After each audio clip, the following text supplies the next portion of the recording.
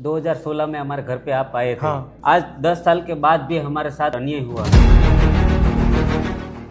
यही आपकी रक्षा करता है और ये लगे हुए हैं, मैं बता रहा हूँ, ये लगे हुए हैं इसको खत्म करने में, क्योंकि इस बात को मानने को तैयार नहीं है कि हिंदुस्तान के हर नागरिक को एक वोट मिला। 2 बार उनके ऊपर जानलेवा हमला हुआ है, आज भी उनके लाइफ में बहुत बड़ा खतरा है। 19 फ्रैक्चर है मेरे को। 19 फ्रैक्चर। मकान के ऊपर सर के मिट्टी का तेल डाल के मेरे भाई को घर में ही जिंदा जला दिया। आपका साथ चाहिए क्योंकि हम सरकार पे आशा छोड़ दिया है।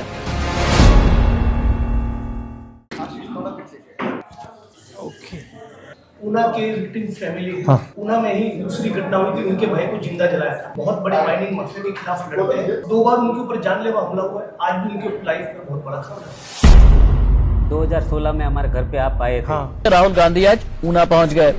राहुल ने यहां पीड़ित और उनके परिवार से मुलाकात की और चाय भी पी। राहुल गांधी काफी देर तक रुके रहे और पीड़ित के घर वालों का हालचाल जानते रहे।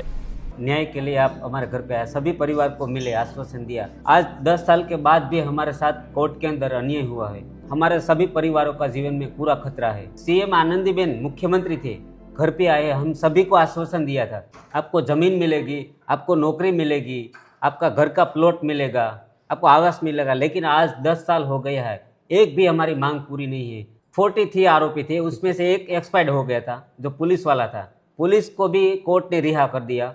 5 लोगों को सिर्फ जमानत मिल जाए ऐसी सजा मिली है। हम ऐसे आपके मिलने के लिए आए हैं कि हमारी मांग है कि हमारा परिवार का पूरा खतरा है, हमको न्याय नहीं मिला है, तो आप हमारे साथ रहो।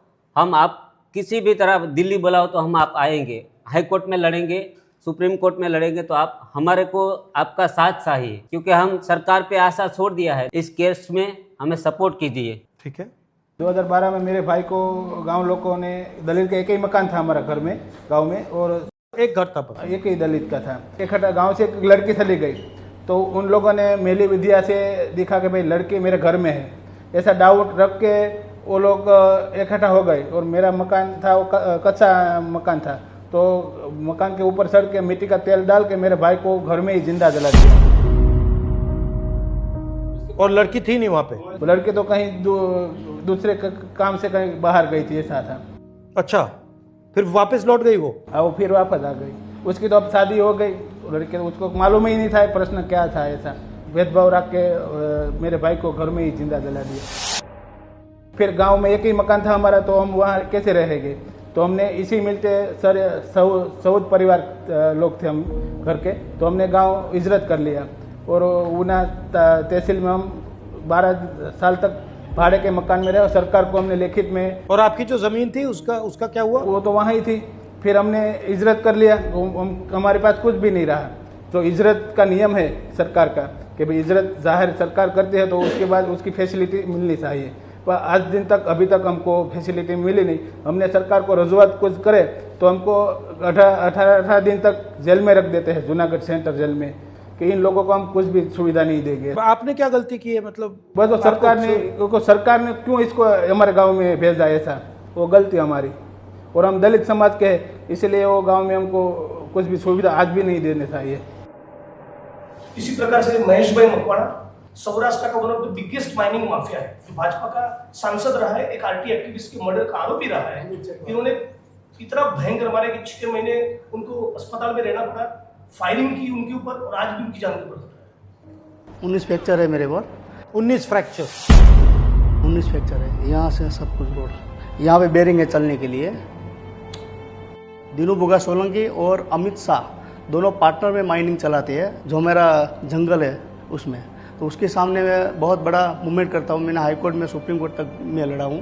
तो उस हिसाब से मेरे पर 2 बार फायरिंग हुआ, एक बार खूनी हमला हुआ, और बाद में अभी उसने क्या किया, मैं झुक नहीं रहा था तो वो लोग ने मेरे पर अभी गुस्सी कोट करके मेरे को जेल में डाल दिया। 15 महीना में जेल में रहा, और 15 महीने इतना टॉर्चर किया जेल में कि इसकी बात मत करो। क्योंकि जो मेरे को चाहिए जेल में, जो जेल में के जो प्रमाण मिलना चाहिए जेल में, वो भी मेरे को नहीं दे रहे थे वहाँ पे।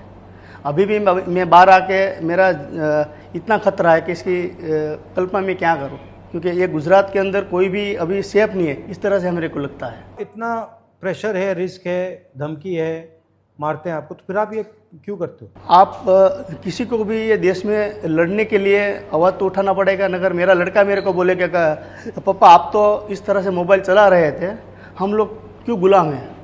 तो मेरे को आज़ादी चाहिए, तो आज़ादी के लिए हम लोग लड़ते हैं और हम लोग संविधान बचाने के लिए लड़ रहे हैं, अभी संघर्ष कर रहे हैं।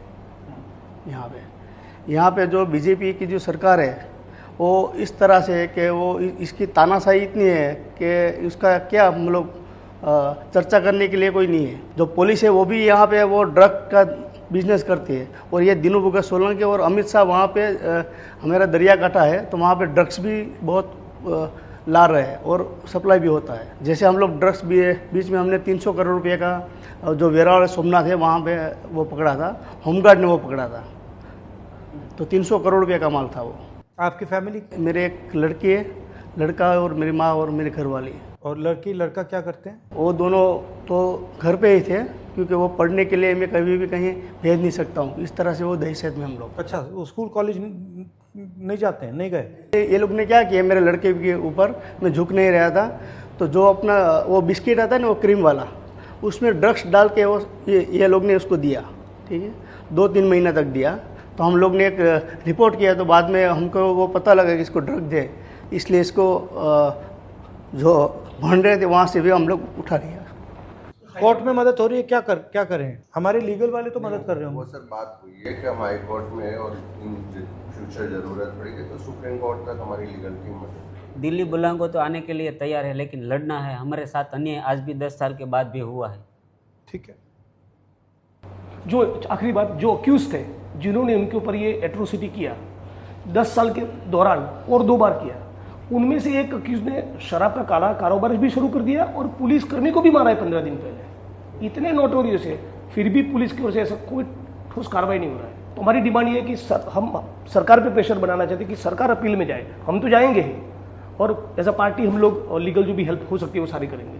ભાજપના જે એમએલએ છે ને એને જે આરોપી છે ને જજમેન્ટ મળ્યું ને નિર્દોષ છોડવામાં આવે ને ત્યારે એમને ફૂલ હાર કર્યા છે એમની ઓફિસમાં। ये कह रहे हैं कि भाजपा का अभी ऊना में जो विधायक है, ऊना के एट्रोसिटी करने वाले अक्यूज का स्वागत किया है, जैसे कोर्ट में से छूट कर आए, तो कोई शर्मिंदगी नहीं।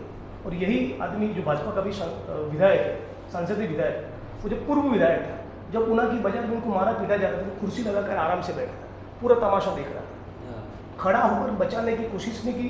पुलिस भी इस जुलूस में शामिल था, पुलिस को भी नहीं कहा कि क्या हो रहा है, बंद करो ये फ्लॉगिंग। પોલીસે પણ આરોપી છે ને ઈ।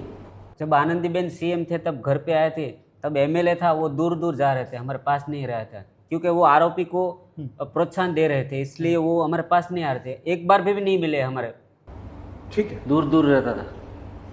तो आप हाँ ओके, आप हाँ वो ठीक है, धन्यवाद।